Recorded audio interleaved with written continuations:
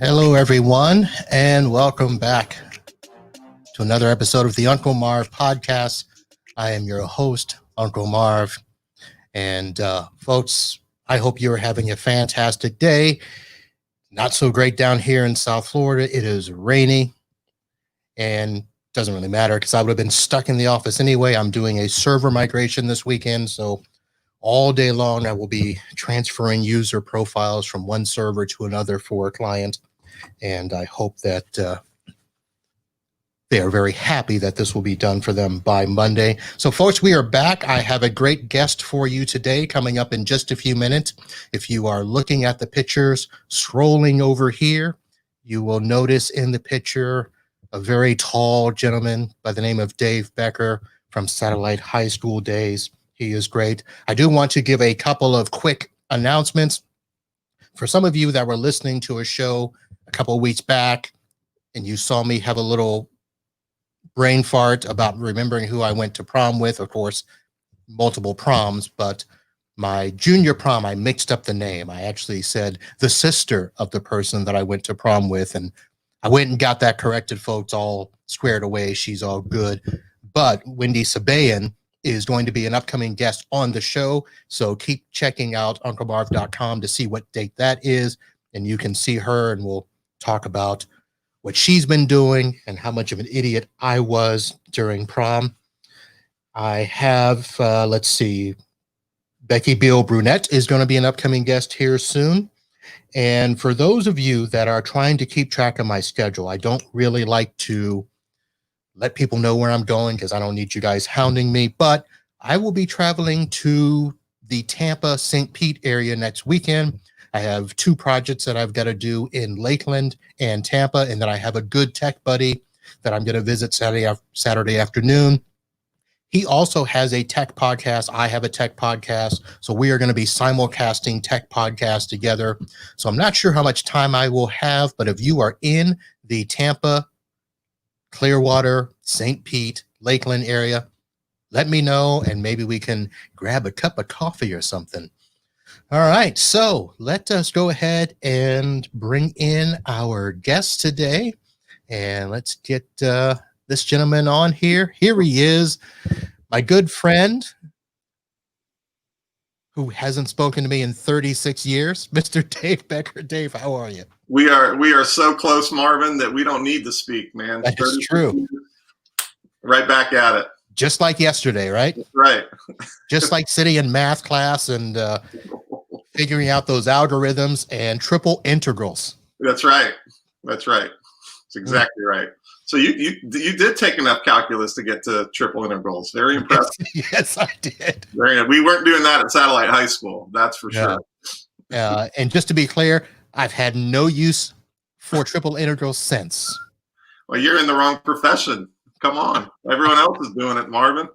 I'm sure they are. I'm sure those are the people building our nice little skyscraper buildings and all those bridges, and they're probably the ones calculating how, we can do things like stream over the internet. I would hope so. My take on it is I think that the computers are doing that sort of thing for us, doing the calculations, but those folks got to understand what's behind it. Yep, that is true. Yeah. Just as long as it doesn't become Skynet at some point, right? Yeah, I'm with you. All right. So, Dave, let's go back, of course, and do a little history for everybody. I know that most people will know that you and I went to Satellite together. Most people know that you and I played basketball together, but they don't know much else. So tell us about you, the highlights, the quick points. The highlights. We also went to Delora together, Marvin. Yes, we did. We were at Delora Junior High School together. And did you go to Holland Elementary School? I went to Holland. You did. I guess just about myself real quick, because I have a story about you in Holland Elementary, because I remember when you were talking with Nino, you called him Mr. Satellite Beach. And I thought, I'm going off on a tangent here already, but I thought you were saying that because he was just all over the place in Satellite Beach and his family was. Which I guess is partially true. It's just that you had heard about, how great this guy is. But if there's going to be a Satellite Beach family, it'd be the Fredericos, because they were all over the place. Well, I got to Satellite Beach when I was 9. Was a military brat before that. Georgia, Germany, Alabama. Then the youngest of 5, and my dad retired to Satellite Beach, Florida. And from there, went to UCF, got my degree, started teaching at Winter Park High School, and was teaching high school mathematics for 7 years. I actually coached basketball, Marvin. Really? For 3 years. Yes, I did at Winter Park High School. And, when I was told I was going to be the head JV boys basketball coach, I immediately had myself coaching at the University of North Carolina, leading them to national championships just in a few years. It was just a natural progression, right? Of course. But I quickly realized I did not like coaching. Then I, after 7 years at in Orange County Public Schools, I worked at Harcourt School Publishers, writing and editing mathematics textbooks. Sounds really exciting, and actually it is. It was a lot of fun. And that's based in Orlando. And then I started missing teaching again, and got back into teaching, and a great job at Windermere Preparatory School fell into my lap, and I've been there ever since. That's where I am now. Beautiful wife, 2 children. My son just graduated from college and is unemployed for the foreseeable future. Did he graduate this year? Yeah, he just graduated in the spring from Rollins College. During the COVID. Yeah, and he's applying left and right, and there's just nothing.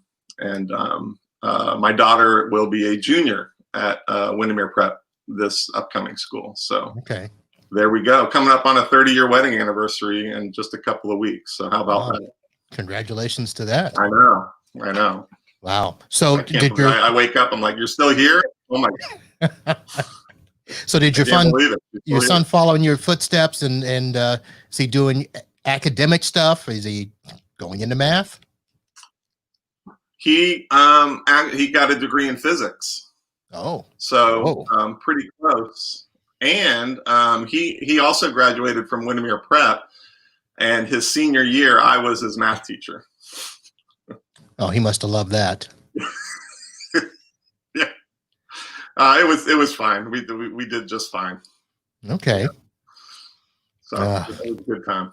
So let me ask this, because apparently all the military people that came through Satellite somehow always ended up in Germany. My dad was, in the Air Force, and we were in Germany. So where were you guys stationed? We were in Frankfurt from 70 to 73, 74, something like that. I was kindergarten through 2nd grade there. Okay. What about you? We were Berlin, 72 to 76. It is possible, because we went to Berlin. I remember I have pictures at the Berlin Wall, which is really, it's fascinating. Oh, that's back when it was up, obviously. Right. And I don't know if you remember, but the wall going through homes, where one side of the home was in West Berlin and the other one was in East Berlin, and you could see bullet holes in the windows. No, we did not see that. We went to the wall where we could walk up to the wall, and we could peek over the wall, and you could see the vast amount of land and the barbed wire and the guards. And I was too scared to, want to go looking anywhere else, but we did see it. Yeah. It was, that's one of the few things I remember. I wish I had been older. I bet you did too. You do too, just so I could remember more. But that's one thing I do remember, was going to the Berlin Wall. Yeah. There's so much that I did in my youth that I just did not appreciate. And that's sad. Yeah. I think that's true for all of us, probably. And probably getting worse, because kids today don't appreciate squat. Especially all the stuff that we went through. It's like, come on, you live without an iPad. Your life must have sucked. I know. It's like this miracle in our hands. We don't go anywhere without it. You just totally take it for granted. Yeah. Even as 50-year-olds, I lose it or I don't know where it is. I'm like, oh my God, I got to find it. Yeah, it's bad. It is bad. So, so you didn't mention anything about playing basketball after satellite. I didn't. Well, that's because I didn't. If you count college intramurals, I did.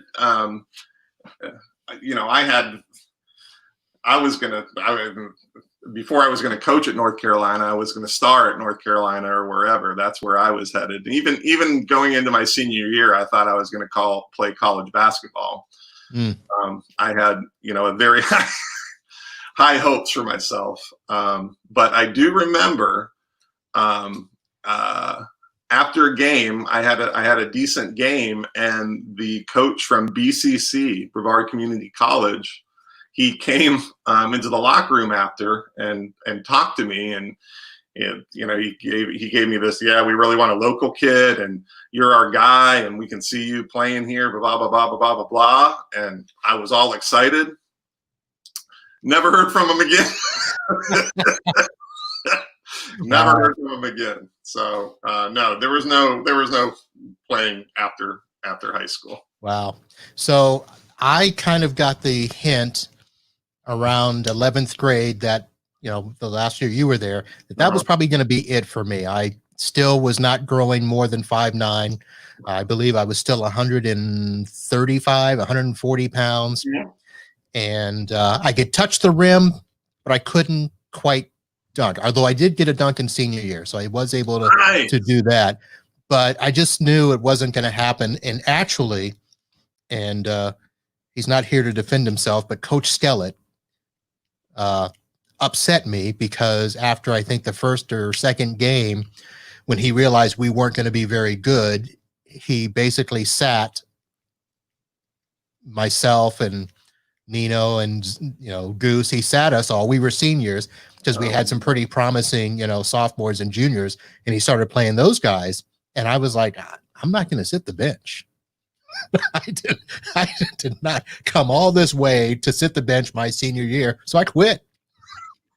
I had to watch freaking Becker and Anderson stink up the court for for a year. Now I'm going to watch this.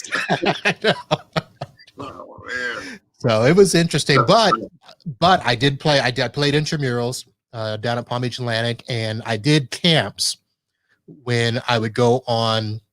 Some of these, there was church camps and junior achievement.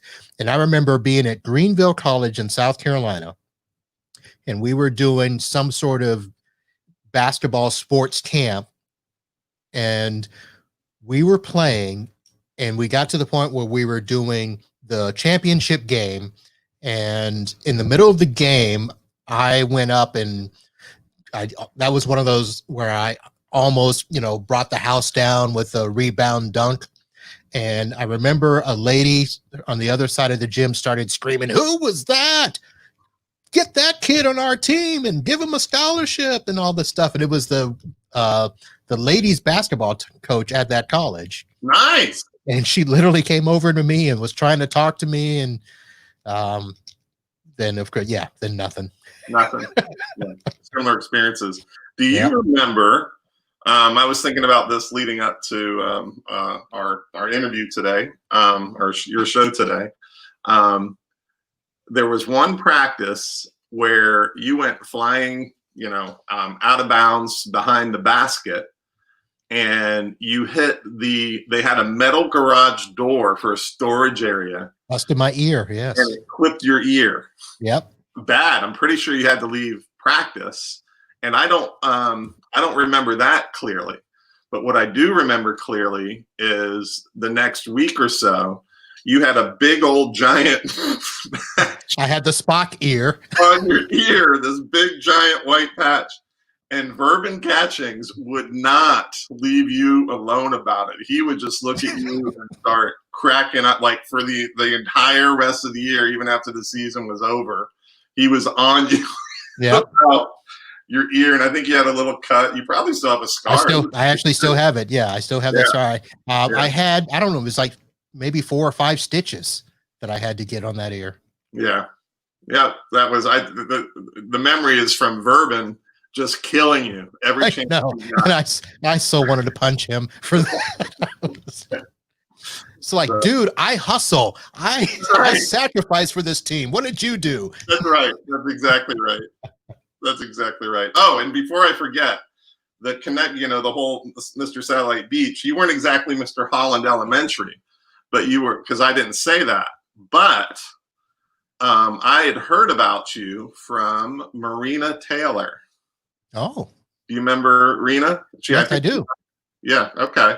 Well, we lived on Park Avenue, which is where the Park Avenue is where the Dairy Queen, remember the Dairy Queen? Mm-hmm. Glenn's ice cream machine? Yeah. I don't think Dairy Queen's there anymore, but it's that road. And something I found interesting is on my side of the street, whoever was on my side of the street, we went to Surfside Elementary. And on the other side of the street, they went to Holland Elementary, which I thought was strange. Why wouldn't you have the whole street go to the same elementary school? So Marina Taylor was across the street. She went to Holland Elementary. And I remember her talking about this guy, Marvin B. He's this really cool guy and this, that, and the other. And she had to be lying. That I hadn't thought about that until, leading up to this show. And so, like on my side of the street, the Loprestis, remember Okie and Danny and Angela, and we went to Surfside, and then Marina, her older brother, Pat, the Schlosser family was on the other side. It was just this real great mix of people, and we went to different. It just always struck me as strange. Why would they put the boundary right down the middle of the street? So it's funny because I never knew where the boundary was. I just assumed everybody to the north of Delora went to Surfside. Yeah. And I had no idea because it was, we actually had 3 elementary schools that were, and I'm not going to say close, but because Sea Park was on the other side of Holland. Yeah. And so I just assumed the kids from the Air Force Base were the ones that went to Holland, and then all those people that were in like Waterside, that sort of thing on the Coral Reef Drive. And I didn't know where the boundary was because I had no clue as to who went where. Yeah, and then there was Ocean Breeze on the other side of Surfside. That's right. Yes. Indy Atlantic or wherever. So yeah. I thought that was interesting. So all right. Anyway, you could have been Mr. Holland Elementary. So I could have been if they weren't trying to punish me so much. I was in so much trouble over there. Yeah, there you go. For the things that Jim Carrey makes $20 million a movie for, I was getting pats on the behind. That's right. Oh my. Marina Taylor. Here's the thing. One of the reasons that I started doing this is because, the mind goes, and we don't always remember how we know certain people. Yeah. So Marina Taylor, it's funny because I remember her, junior high and high school. I don't remember her from Holland. So there's a block somewhere in there on the Holland kids. Wow. What grade were you in when you started at Holland? I started 4th grade. I think I showed up 2 weeks late into 4th grade. Huh. I started 4th grade at Surfside, so we're just a year apart. Nino was actually diagonally on Sherwood Avenue behind my house. Like, that's the nice thing about the Satellite Beach area is you felt like you were physically close to everybody. And it was one of those deals where everybody knew everybody for the most part. You kind of knew just about everybody at the high school, even though we were a fairly big high school, but right. It's kind of nice. Well, bigger than my wife's because our high school graduating class was bigger than her entire, was it junior high and high school? I forget what it was, but she, her school, literally, where she grew up, it's still the same.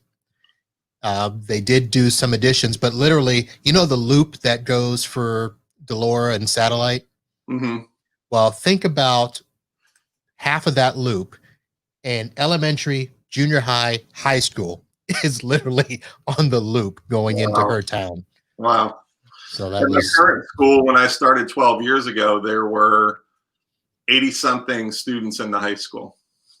It's a pre-K-12 school, but there were only 80 kids or so in the high school. Now we're at like 650 or something like that. It's an amazing growth. Yeah. So we've been from small to, decent size. Right. So where you're teaching at now, mm-hmm. How big is that school? I don't even think I had heard of it. It is, I think we're in the 1600s, PK 3 to 12. Okay. Yep. It's a great school. Really enjoyed my time there. All right. And what are you teaching there? I am teaching, I'm not sure if you've heard of the IB program, the International Baccalaureate program. No. It's a curriculum that's worldwide. It's an international curriculum. So the course, I just say that because the course titles are a bit different. I've been teaching standard level mathematics and higher level mathematics, and then grade 10 mathematics. So we don't have the traditional American curriculum, but the standard level mathematics is a 2-year course, 11th and 12th grade, and it's roughly equivalent to like AP Calculus AB. And then the higher level would be roughly equivalent to AP Calculus BC. So okay. I hate going through that lengthy explanation, but I teach, calculus and trig and, algebra 2. So that's basically what I do. Well, here's the good thing about what you do is you created a YouTube channel. Oh yeah, I did. So that people can go and kind of figure it out. Yes. And so I will actually have a link, folks, in the show notes to Dave Becker's YouTube page. And he has got all types of videos and things in there, 3-dimensional problems, problem solving using the Pythagorean theorem. And all of these are nice little tidbits on teaching people about math. I'm telling you what, it is good viewing, and it's free. There's no subscription. Yeah. So, you've also got some other videos on here. I didn't see this. How do you have a video of Julio Jones on here? Oh, that is that's actually is related to mathematics. It's I forget the guy on the NFL Network. He's an announcer, but every year he runs the 40-yard dash in his suit and tie. Oh, yeah. I remember. Yeah, and what that video is a mathematician or a math educator put together this thing where he superimposes Julio Jones and what's his name, that guy, and he shows them, running, and of course Julio Jones is just blowing him away, and then they give him like a 20-yard head start or something, or a 10-yard head start. Right. They let him go, and then they run Julio Jones, and Julio still beats him, and they're just like killing him. I keep thinking it's not the fantasy football guy. It's the other one. I can't remember his name. But the guy who is announcing it, do you know have you heard of Charles Davis? He's a broadcast. He played football at the University of Tennessee. I think he played a little bit of pro. I know the name. He's a color commentator for Fox or CBS. I can't remember which. Anyway, his son went to our school, and so I know him, and like we always talk about that video and how much fun he has doing it every year with him running the 40-yard dash. Okay, interesting. Yeah. So let's just start with what made you decide to put up a YouTube channel about math? Well, It's actually, well, it's for my students. And the thing that happened is I was, I'd been teaching math at that point, probably, I don't know, 12 years or so, and had been doing pretty well. Although I think that the math teachers at Satellite High School are rolling over in their graves thinking that I would teach mathematics. In fact, did you ever have Mr. Dixon? Yes. Mr. Dixon called me too damn dumb in front of the whole class.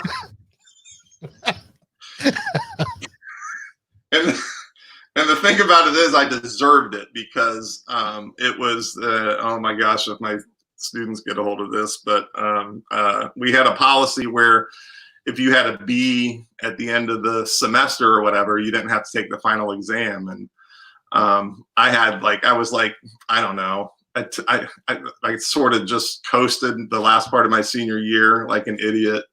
And I was very close to a B. It was like a C, 79% or whatever. And I was just being a jackass. And come on, Mr. Dixon, why do I have to take? I'm not going to do bad enough to bring my grade down. But what's, he goes, David, you're just too damn dumb. Blah, blah, blah. And, my friends were all over me.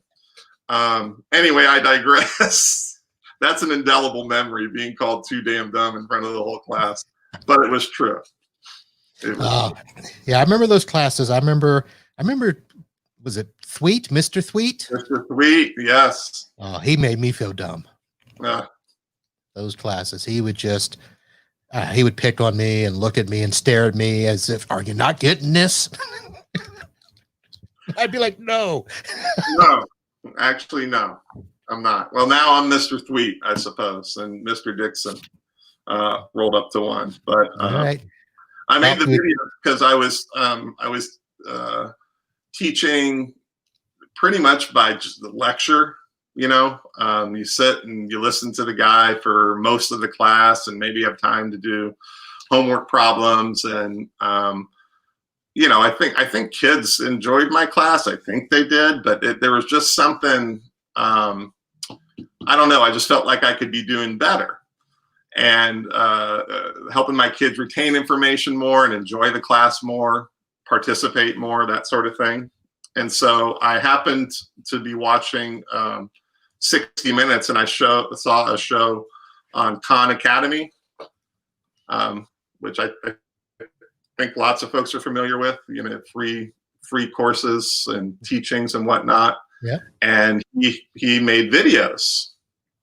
And a school system in LA, I think, were trying to adopt it, where the kids would watch, the lesson videos at home, so there was more time in class to work together and work with the teacher. So that's what I decided to do. It's called the flipped classroom model, where some of the instruction takes place on video, and the students are supposed to watch it at home. And then that way they come in and they have a baseline to build on the next day in class. So that's why I started doing it. And once I did it, I just loved it. My classroom changed. It was more dynamic. Kids were up and around working together, and I was less tired because I wasn't blah blah blah blah blah for 30 minutes. And the kids were getting more out of it. So that's why I did it. So I made lessons for every topic in the courses that I taught. And there right. And that had to be good, not having to re-explain yourself 3, 4, 5 times, or right. wait for the slow note taker to keep up. Right. And every class is different, because every class had a different misunderstanding or whatever. And so I never knew exactly what direction the class was going to go that day, because someone might have a different issue. I had a general plan, of course, but it allowed me the freedom to go where we needed to go as a class. So that's what happened with that. And I wouldn't, as a teacher, any other teachers out there, I wouldn't do it any other way. Right. It's fabulous. All right. Yeah. So let's shift a bit here and head over to one of the comments that I made in explaining the show. And I don't know if it was correct that I said so much free time that you were going back and finding all these pictures and posting them on the Facebook and stuff. But what started that? Well, we have two children, and so I think this is common among parents of more than one child. That first child comes along, and you are taking every picture that you possibly can, every second, every minute, videos here and there. And my wife was really good. She got into creative memories, and she made photo albums of our first child, Christopher. And so there's like photo album after photo album of him with captions. And then the second one comes along, poor Caroline, and you're taking pictures, but you don't have time to make albums because you got no one really prepares you for the amount of time needed for parenthood. Right. And, so we just, over the years, boxes and boxes and boxes of photos just kept accumulating. And with my wife, I'm going to get to it. I'm going to get to the scrapbooking, and there was just never time. So we've always been, I'm going to go through, someday we're going to go through these pictures. Well, COVID hit, and not a lot to do. So we just started going through our old pictures, and included in all those family pictures tucked away are those boxes of memorabilia from, high school and college. And, they turn over a piece of paper or something, and it's like, oh my God. Yep. This must be seen. This is so horrific. It must be seen. So that's what happened. And every time I thought I was done, there'd be another box somewhere or an envelope with some pictures in it. And all these great pictures just started showing up. So I just started posting them. All right. Yeah. Well, I think a lot of us are in that because, the wife and I also we actually know where they are. They're all stacked up in one corner of one room, but they're still not organized at all. Yeah. So everybody, as we've been going through and doing these shows, are like, oh, you should do these pictures. And I got to go through and I got to open up. And a lot of envelopes are from her family and her kid, because she had a son before her and I met. And so there's a ton of pictures of him. And so I'm just tossing them aside. She's like, wait, stop.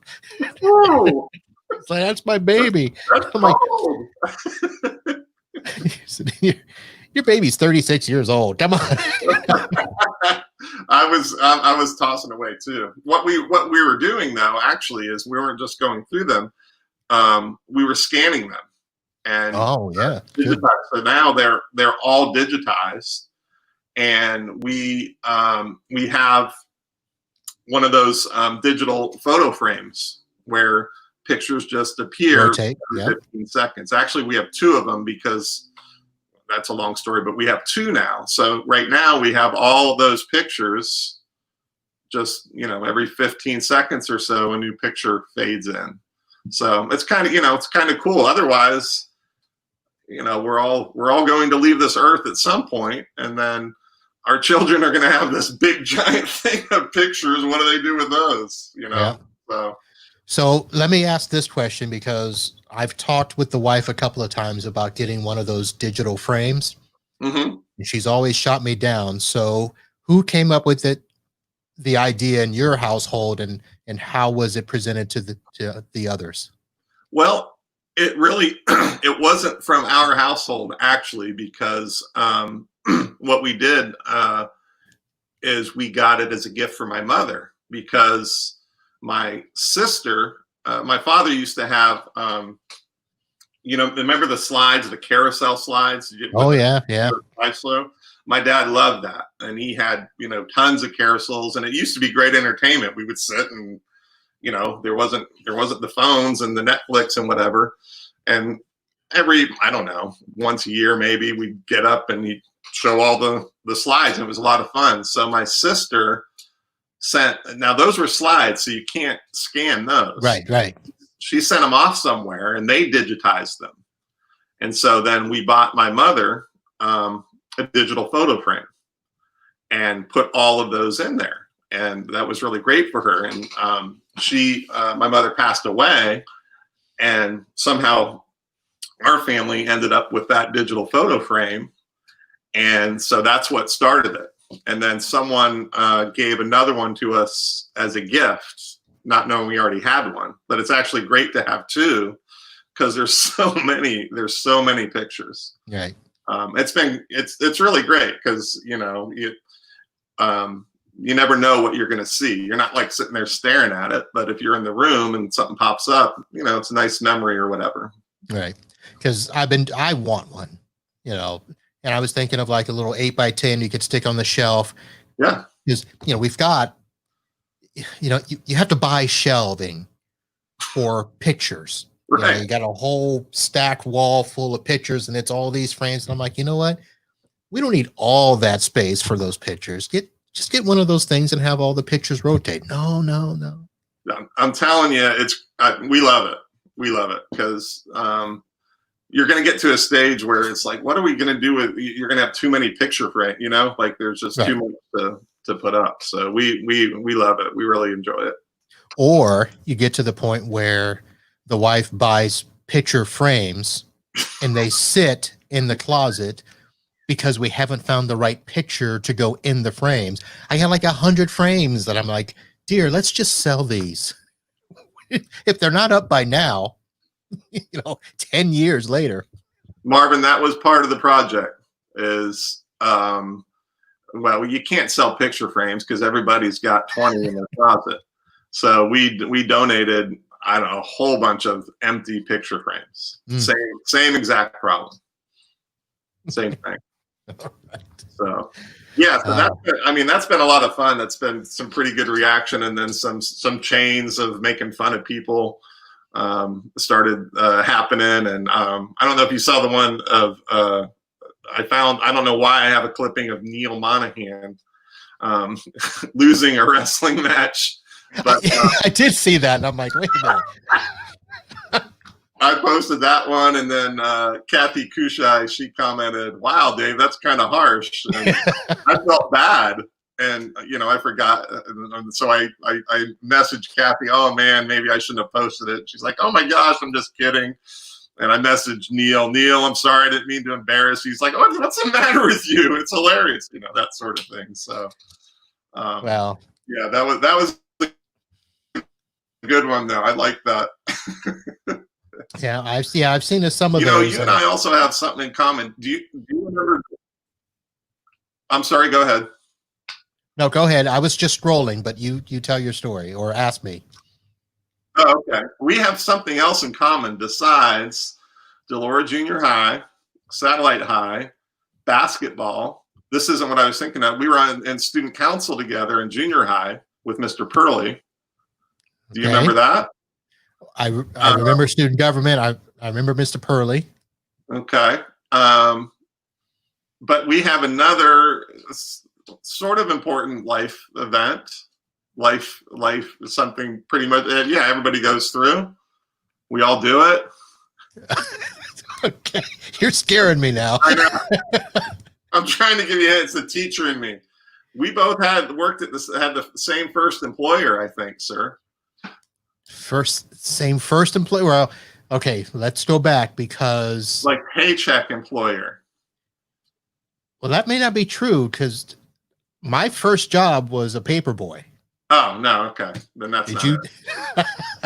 My second job was at the McDonald's. Together, Marvin. We were not tossing paper. It wasn't like a bicycle built for two. No. I was going to say because that would have been interesting. That was.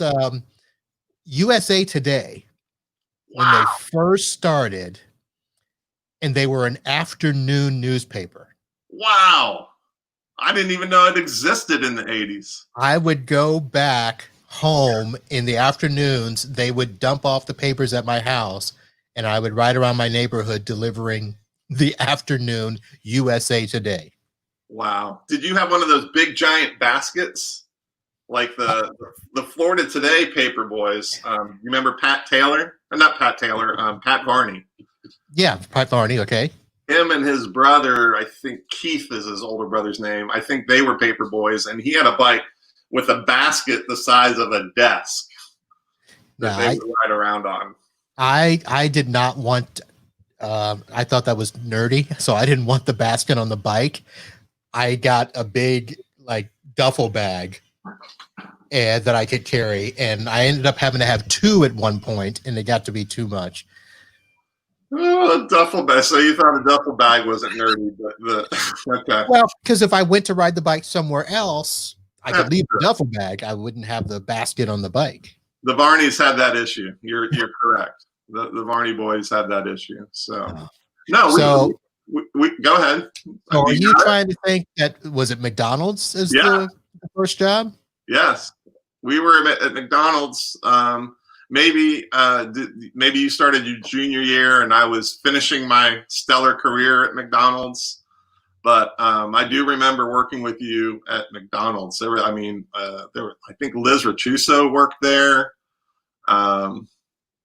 Sandy something or other, but that was I had a lot of fun working at McDonald's. Yep, I remember Sandy. I remember. Let's see, Sandy. What's her last name?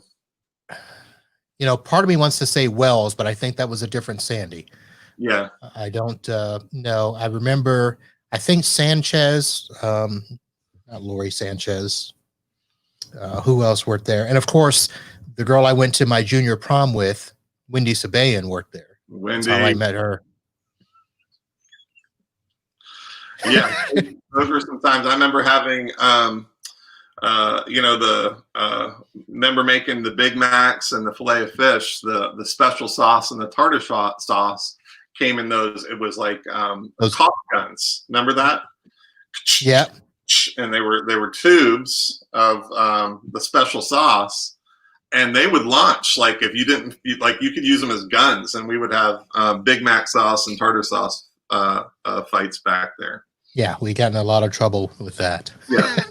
Yes, and then hide in the freezer to eat, free Big Macs or whatever. And I think they probably lose more money on the chicken nuggets because you can walk by the chicken nugget warmer and you open it up and you just grab one and go. Pop one in, good to go.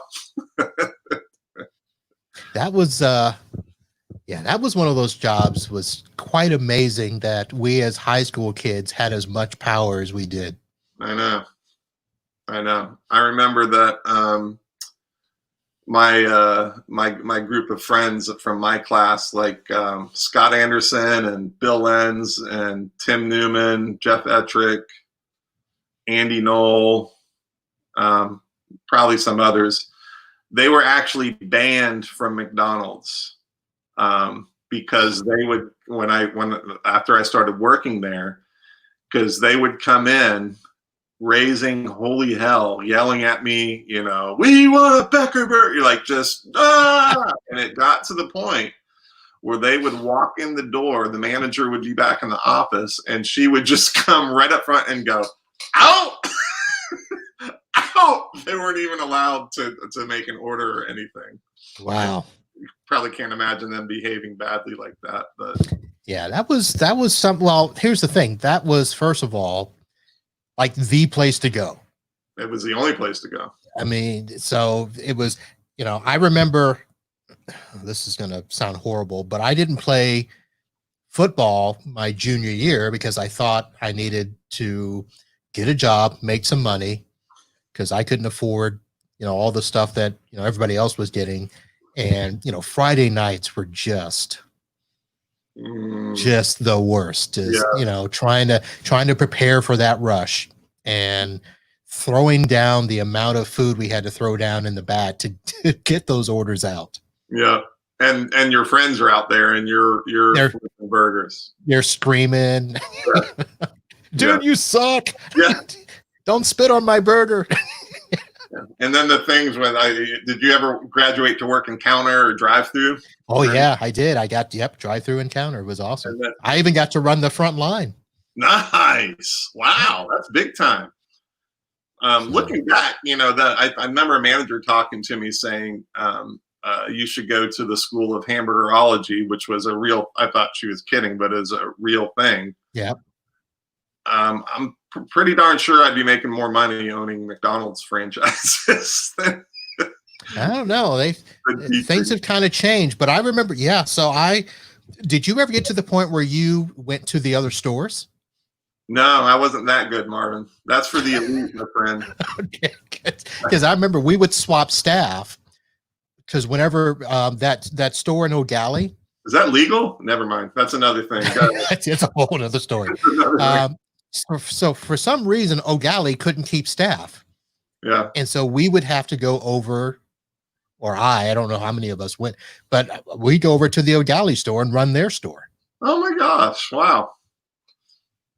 Fun at the beach. That's so sad looking back. Woo, we're going to the O'Galley McDonald's. That's right. Crossing the bridge. Woohoo! Oh my. Yeah.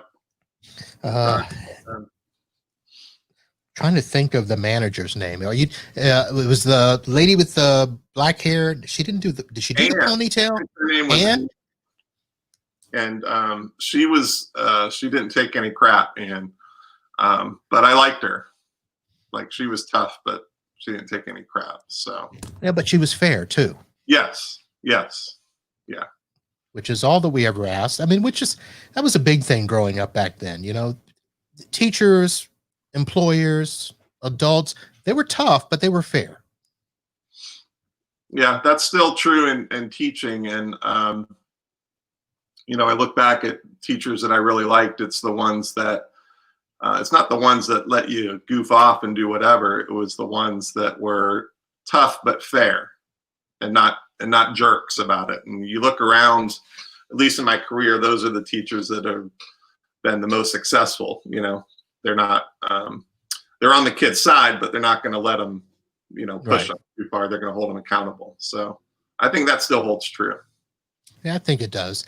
I remember when I left Satellite and went to Palm Beach Atlantic, one teacher that I hated in the beginning, but loved in the end was, her name was Miss Swick, Karen Swick. And she would have this saying where she's like, it's just as easy to be right as it is to be wrong. And I was like, no, it's not. No, it's not. I was like, why would you say that? Do you realize how hard this problem is? And this is when I was in math, and the exam was one question. Ooh. And the idea was, how much of the question could you get right? And that was what your grade was based on.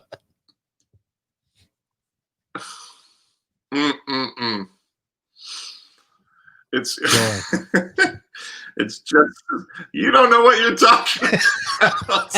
I can just see that coming from a kid. That's the thing a kid would go, no, you're wrong on that one, Bob. Yeah. You're wrong. I remember sitting in, I started off as an engineer. I had 3 years in for an engineering degree at UCF. And I hated it, but I just thought, it'll be a great career.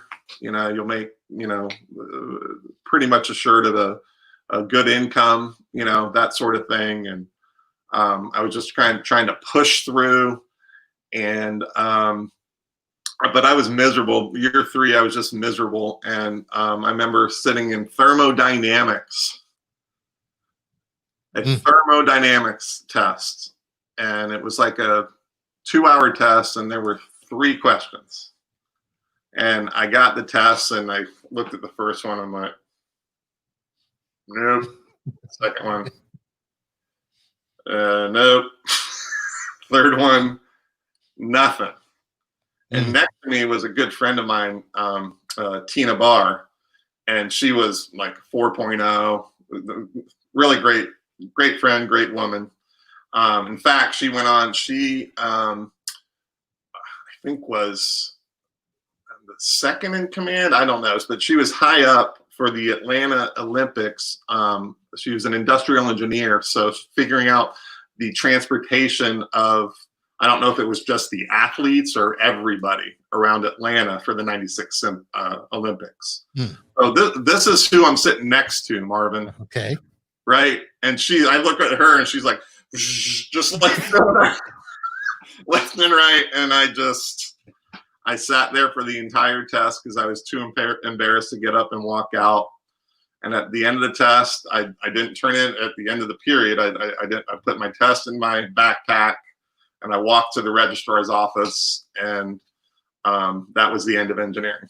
Wow. I withdrew from that class, and the next semester, I had a brief stint in business, but I always kind of knew I wanted to go into education. I just was worried about the income. And I finally just came to terms. This is what you want to do, man. You got to just go ahead and do it. Yeah. But that was a seminal moment, that thermodynamics exam. I'd made it through that was the last in a series, statics, dynamics, thermodynamics. And that just killed me. Just killed me. Well, but you're doing okay now. Yeah, doing all right. Can't complain at all. Good life. It is. All right. So I've been accused of making this always seem like an interview when really it's not. I really just wanted to be a conversation. Sure. And so let me at least turn the tables and give you the opportunity to ask me, is there one burning question that you'd like to ask and get me to answer? Marvin B. I remember, like, you were just this happy guy, life of the party type guy going through school in junior high and in high school. Everyone was drawn to you. So I'm wondering if that's still the same deal. Did you take that and somehow intertwine it with your career? And how did you get to where you are now? Like, what led you to what you're doing now? Oh my goodness gracious. So that's basically two different answers. So the first part of the question is did I, carry on that fun-loving guy? Yeah. So there is this thing that the wife likes to do, where if we're going to an event or to see people, she'll say, I need to have fun, Marvin, tonight. Oh, because there's a pause, like fun, Marvin. Like, yeah, because I got to the point where I'm like, I'm done trying to make everybody else happy. I need to now take time for me, and I don't need to go out and pretend to, be happy or to pretend to like people. And, there are times where I may be a little too unfiltered, where I'm, if I'm not happy with something or somebody, I'll just let them know. But, it's not bad or anything. It's just, I think once I got through graduate school and got into work and just, things slowed down for me. I didn't, obviously I didn't party or anything like that. So my personality is pretty much the same. So, right now I run my own network support company. Mm-hmm. And one of the things that I've found is that the reason people like me is because I can explain technical stuff to them in a personable way, whereas most techs could not. Yeah. And I mostly attribute that to the fact that, well, I wasn't a tech to start. I was a jock. I was student government. I did all of these other things. I came to tech later. And part of what I wanted to do is to make sure, okay, I can't be geeky all the time. And I didn't like being geeky. So I said, okay, how can I do this and explain it and make it that people can understand? So from that point of view, a lot of the reason that I keep my customers is because of my personalities, because then I can, explain things to them. I can keep it light. Listen, you're not going to die if this computer doesn't work. Okay. Don't sweat. We'll get your stuff back and do what we can. And how I ended up with doing what I'm doing. So I don't know how much I explained to people growing up, but you know, I thought I was going to be the next Earl Campbell. And Didn't then we that, all? huh? Didn't we all? Yeah. I was totally going to play in the NBA. But Yeah. go ahead. So I was either going to do that or, take Dr. J's place in the NBA. Then I thought, when I started doing the Bill Nelson congressional intern stuff, I thought, you know what? I could be the first black president. And then I'm like, I can't lie that much. So that changed. Then I thought I'd go and be a speaker and do all this stuff. But somehow, when I got to college, I roomed with the head of the computer lab. And we'd always have computer crap all over our dorm room. And I would actually help him fix stuff. And he said, well, why don't you come to the lab and help us there? I'm like, I don't want to do that. He said, okay, well, you don't have to do that, but can you at least do... So I started going there. Then I became a tutor. And then I started doing some programming. I was in student government all 4 years there. And one of the things that we had was a used book sale. And that's how we raised money for student government. And we were doing everything manually. Yeah. And I said, well, there's got to be a way to do this on the computer. So I created a database program where we could enter the books, who gave us the book, how much they wanted to sell the book for, and how to calculate our 20% commission so that we could do it all on a page. And then when the book sold, and so I created that database, and that's how I started into the realm of computers. Nice. Then I started building computers on the side. So I'd take old computers somebody would be throwing away. I'd rebuild them. And when I got to Fort Lauderdale, I was actually going to businesses, taking their old computers, wiping the hard drives, reloading them, and selling them to the local computer shop. Wow. And back then, new computers were costing, $2,500. Yeah. So I would go build a computer, sell it to the store for $600. Of course, he'd turn around and, mark it up to $1,200. Mm-hmm. So people were still saving a ton of money, but I'm getting $600 a computer. Wow. Back then. Yeah. And that's how I ended up here. That's an amazing story. You just never know where life's going to take you. Never know. Now, our friend Nino, he worked in the UCF bookstore, and his story is nothing at all like yours because he worked in the photo booth. So the student ID booth. His job was to take pictures and put the next sticker on your ID. So he didn't have the experience as you. He just sat and took pictures. He did not parlay that into a career. Yeah, I think I remember him talking about that, but yeah, his path was extremely different, we shall say. Yeah, they all are. Yeah. So apparently I missed a comment earlier. Mary Deerdorf de Bruin had put in there, of course you couldn't be geeky. You didn't have a basket. Their little laughy emojis on there. Wow.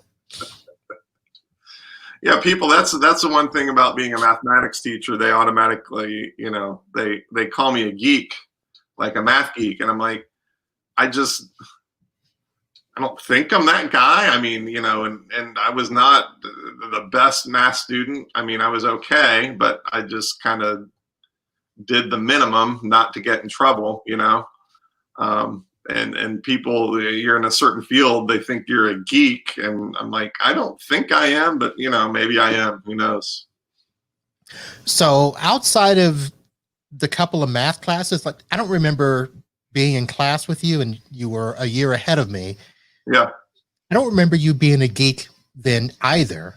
So What was your path? I mean, besides, Carolina Blue, what was your path? What did you think you were going to do? I really didn't know. Like when I went to college, I chose the major engineering because I knew it would be make decent money and, would be able to get a job. And it just seemed like the thing to choose. I had no idea, but I guess it it was in the back of my mind that I wanted to teach, but I just never let it come to the front. And I found myself, similar to what you said, I found myself tutoring some people.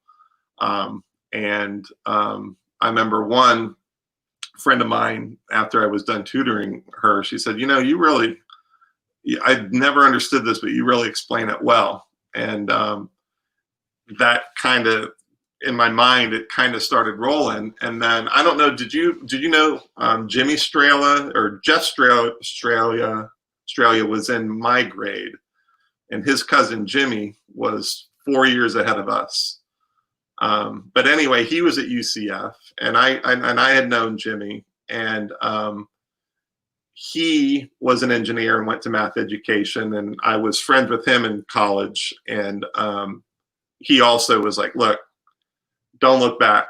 If you don't want to be an engineer, then don't be an engineer. Just go to, be a teacher and don't look back. So it's funny how just a couple little things totally steer you. So that my path was other people kind of making me realize that's what I wanted to do. All right. Yeah.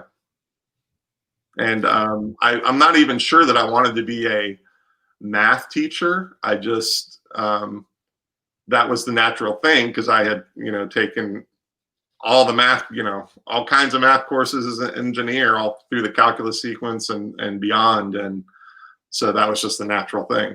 Yeah. Okay. I'll teach. I understand the math. I'll teach math. Wow. Yeah. All right. Well, what else should people know? What do you do in your spare time besides dig through old photo albums? Dig through old photo albums. Well, I'm an avid UCF sports fan. Like to go to as many of the football games as I can. And like to spend time with the family. As you get older, that seems to be more and more important. And those are the things, like getting hooked on Netflix. I feel like that's a bad habit that you need to kind of break. Like finding something really good to watch. And I also like getting out and as of late, walking and just slowing down. That's one thing that the COVID thing has done, is the pace of life. I don't know if it's happened for you. I'm not sure how much it affected you and your business, but we shut down the school in March, and everything shut down, and there's really not all that much to do. And it was kind of like, this is nice. This slower pace is nice. So time to go out and go for a walk or a bike ride regularly. That's nice. I do enjoy, I didn't mention this before, but I kind of fell into this at the school. They asked me, I don't know, 8 years ago, they asked me if I would announce the football games. And I'm like, sure. Well, now I announce all announceable varsity sports at the school. So volleyball, girls and boys basketball, football, lacrosse, softball, and baseball. So I'm the PA guy for those sports, and I really enjoy that. That's a lot of fun. That's a lot of fun to do that. Okay, so you're the PA guy, not the guy that we hear over the national broadcast. Well, no, there's not much interest nationally for territory school athletics. So they're working on a TV contract. So, fingers crossed. Okay. But no, I do the PA stuff, and that's a lot of fun. It's really a lot of fun. That's good. Yeah. So I know that there's a ton, I shouldn't say a ton. I know that there's several satellite people that are in that area. So who are you hanging out with from our days, or who do you catch up with every now and then? I see Nino regularly, Bill Lenz pretty regularly. Okay. I haven't seen Scott Anderson and face to face in a while, but we're in touch the text and Facebook or whatever. We're in fairly regular contact. Andy Knoll is still over in Satellite Beach.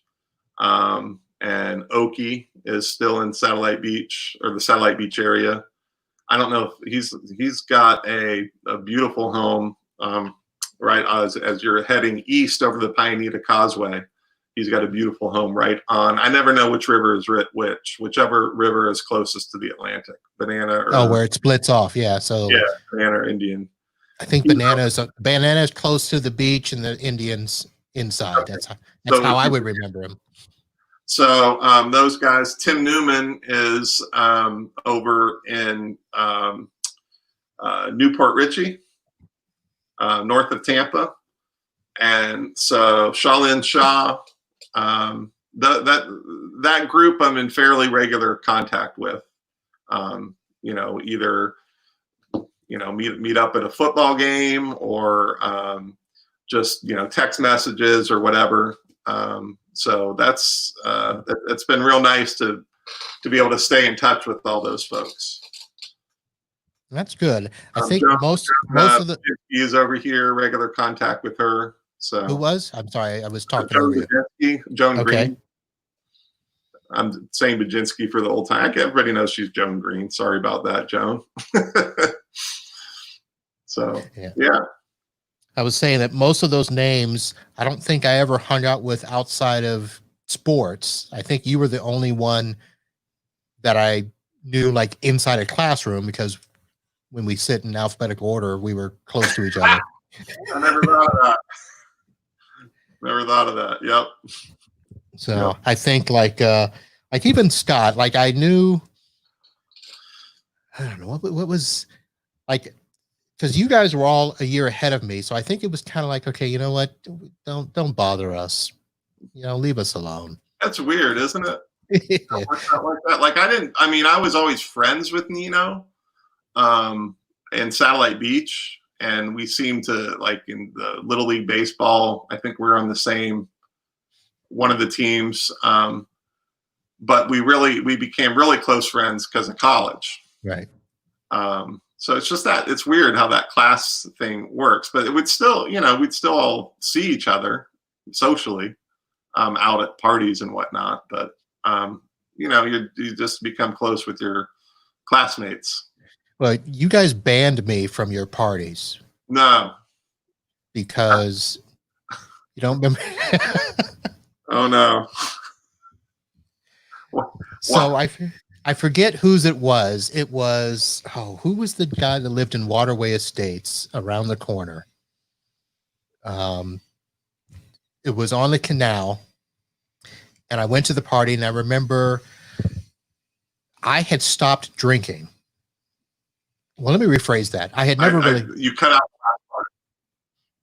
I said you went to the party and what? So I had stopped drinking, although I never really started drinking. So there was one party where I drank, and I said that never again. So I would go and pretend that I had vodka and orange juice in my drinks, but it would basically be orange juice. And somebody found out and said, okay, you're out of here. No. You guys never invited me again. That can't be true. Waterway Estates, is that down by Sea Park? Yeah. I can't remember who lived down that way. Tim Newman lived not in Waterway, but like across near remember the Pantry Pride? Pantry Pride. That was Patrick, sort of near there. Like kind of South Housing, across from South Housing? Maybe, yeah. Yeah. Okay. That area. That's the only one I can think of male-wise. Joan lived down in Waterway Estates. I remember. But I can't believe that you were banned from a party, Marvin, for not drinking. That's sad. That's sad. It was either that or I was too busy to go. So who knows? That was probably more the excuse. I was really busy between the sports, student government. I was doing junior achievement at the time. So I was doing a lot of that stuff. I mentioned the Bill Nelson intern program. So there was a lot of things.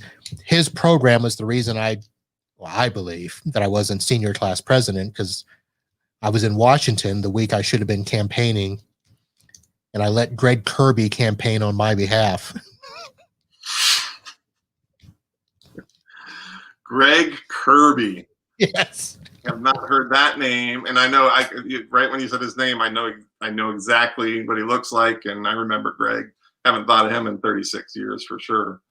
Yeah. But student. Okay, so you lost for student government president. Yeah, that went to Craig McCarthy. So I don't know if you remember this or not. I'm still scarred by it, but I ran for student body president and lost. I'd been junior class president, so I'll run for student body president. And I'd been in student government since junior high, and so I ran against Rusty Ketchum and Jenny Amet. And so the first day, I had the most votes, like the first vote, and Rusty was second and Jenny was third. But they had the rule where Rusty's and Jenny's votes combined, you would have to have a runoff if it was more than, you had to have a majority. Wow, I guess I could have said that. And I didn't. And my recollection is it was by 1 or 2 votes, that if he got all of Jenny's votes, he would beat me by like 1, 2, 3 votes or whatever.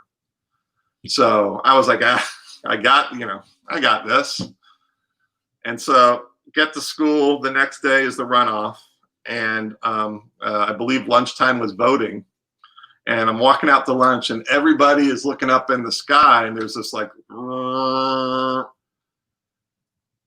his friends, and I believe it was Donnie Mosby, Paul Herbert, a couple others, they rented an airplane to fly over Satellite High School, Rusty Ketchum for student body president.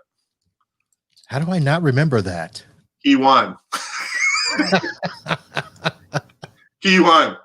And like the next day, I was in class. Remember Chris Kendall? Yes. Next day in class, I don't remember. And Chris Kendall's behind me, and he starts going. I turn around. He had built a paper airplane, and out the back it said for student body president. Oh my! Man. Oh my! It wasn't funny at the time. You get pretty serious about those things, but man, that's funny. That's good stuff. Wow, I don't remember the airplane. I don't know why. And I do, Marvin. I do. I do the airplane. Well, okay, so I wasn't as scarred by my loss as you were yours. So I just. Oh man. So. All right. Well, my friend, we've gone over an hour. It was good to catch up. Yes. And did we hit all your stories? Did you? I know we had a couple of pre-show stories that we can't share, but did you hit all the stories? I think, yeah. I'm sure we could go on all afternoon, I'm sure, if we kept going. But I think so. I think we've hit enough. I think people are tired of me for sure. Well, here's a question that I don't know if we have the answer to. Diana Rugg asked, who won by promising keg parties on the senior patio? That is a relative of one of your all's classmates. That would be not John Cordray, but Ed Cordray. Ed Cordray. He was a year ahead of me. And he had no experience whatsoever.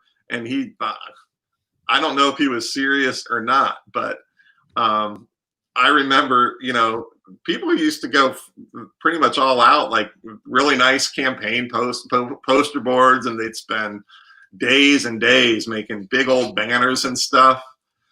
Ed got poster board and just wrote Ed, like he just all out Ed, and he hung him up around campus, and he won. And that was his speech, as he promised to throw keg parties every weekend or something like that. Oh, yeah. I don't think I put up one poster. Well, Marvin, Yeah. To be honest, now that I go back and think about it, I don't even think I consulted with. I don't think I consulted with him as to what my campaign would be. I think I just said, "Hey, go campaign for me. Make sure you mention my name, not yours." And I thought that would be enough. Yeah, yeah. Well, he should have rented you a plane, Marvin. You should have. Should have rented you a plane. Oh my goodness. All right. Oh, I was asking you if you had any other stories that you wanted to mention. Let's see. Well, there was one where you were talking about how you dunked the ball, and I immediately thought, I don't know if you remember it or not, but I never dunked a ball in a game. Oh, because I said that about you. I thought, and I meant to ask you if that was true, because for some reason, I don't know why that memory sticks in my head. That I'd never dunked it? Well, no, that my thought is that you attempted to dunk, hit the front of the rim, and instead of running back on defense, you ran to the bench, and it was in the middle of a game that you did that. I felt, well, I don't remember running to the bench. I'm going to take issue with that. I'm going to say it's false. But if that's how you want to remember it, you can. But my recollection, it was against Melbourne Central Catholic. And, you know, that was everybody's dream back then, was to, you know, dunk in a game. Yep. I mean, we're from the Space Coast, for crying out loud. There's no one over 6'5", except for Will Perdue for a couple of years. Yep. On the Space Coast. So if you could dunk in a game, man, you were it. So all of a sudden, it's, for some miracle, it's me, ball, rim, and nobody in my way. And I think I was like one of maybe two who could dunk the ball on our team, because, you know, we were all short. And so I was gonna, my 155-pound stork body, I was going to tear down that backboard, is what I was going to do. And I brought it as far back as I could, which turns out to be a mistake. Pinned it on the front of the rim and fell flat on my back. And my recollection of me running to the bench is Skellett, as soon as he could, called a timeout to get me out of the game. Okay, that's probably more fair. Yes. And, you know, I am irate, and you asshole. I'm sorry. At least you were. My recollection is you were trying to hold it in, but you couldn't even look at me, and you guys were just like chug. And then in layup drills the next day, like at practice the next day, everybody imitated me on the first go round. Everybody imitated me. So, and I don't know if you remember Tom Kelly from Melbourne Central Catholic. I think he was Player of the Year for the Space Coast. Really great player. Anyway, he went to UCF, and anytime I see him, he tells that story of me against MCC, you know, pinning the ball against the front of the rim, trying to dunk it. So I think that's when BCC probably said, no, this is not our guy. This is not our guy. Yep, you were our guy up until that. You can't embarrass us. That's right. We're not having that. So, yeah, that popped in my mind. That's the only thing I can think of, Marvin. Yeah, I think we got in trouble for laughing so hard on the bench because it was too distracting. Oh, man. One of those things, not funny at the time, but wow, how awesome is that? My gosh. Yep. Well, we will end on that. We will end with the correction that you did not run straight to the bench. No. And Skellett. Yeah. I do remember the wipeout. That was spectacular. I can't say that. Oh, I'm just happy there's not video of that, because there were video cameras back in those days. I remember Mr. Anderson taking video, so I'm just happy there's no footage of that.